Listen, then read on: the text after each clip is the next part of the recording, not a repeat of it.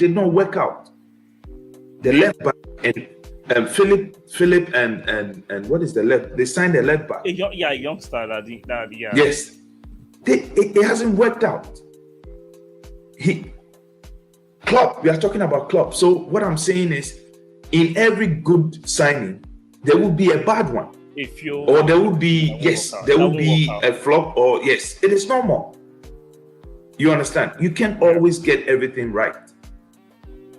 Okay, that's fair. So now that we can both agree, Edu and Arteta are actually pushing the club to the right trajectory, that means it comes with expectations, right? Definitely.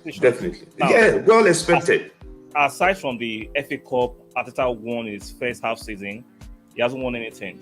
So this forthcoming season, what are the expectations for both Arteta and Edu? It is not a given. It is not a given to go and win. It is not a given to say, okay, it is my thing.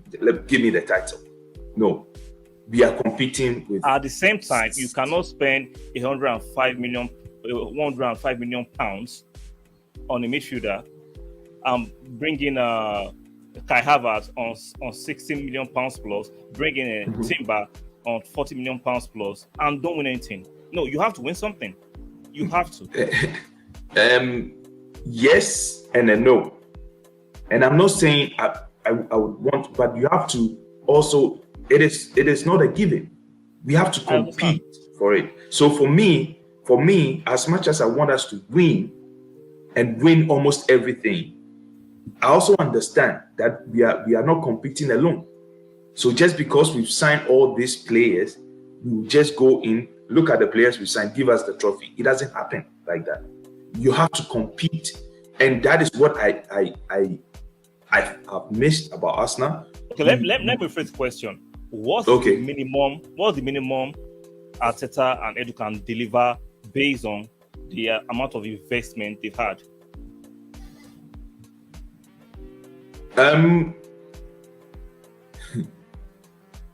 Compete for the league, and then win. Compete for the league, right? So if Arsenal, and then win.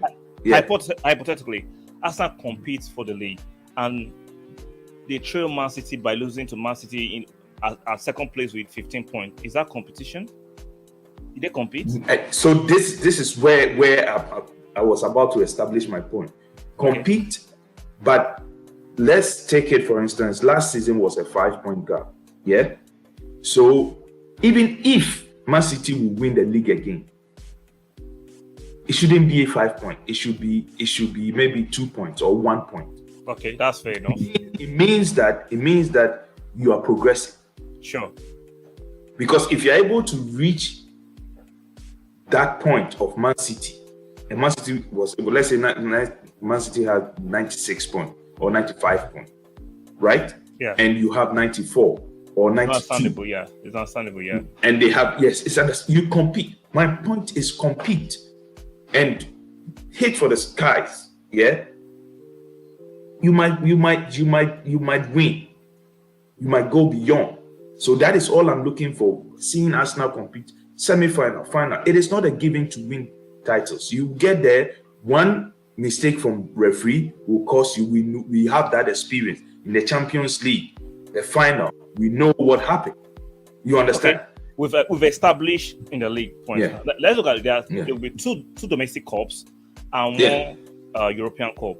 That's the Champions League, the Carabao Cup, and the FA Cup. What do you expect Arsenal to? Which one do you expect Arsenal to? I expect Arsenal to now, the current team we build. I expect them to go all the way. What do you mean by all the way? So take all the competitions seriously. The domestic ones, especially the FA Cup and the Cup. I will not run around when we win the Carling Cup or we've won. No. Because our friends are Old Trafford. Maybe for some years they've not won something, so they were happy running around with it. It's okay. But what I'm saying is, with the current team that we have, they should be able to go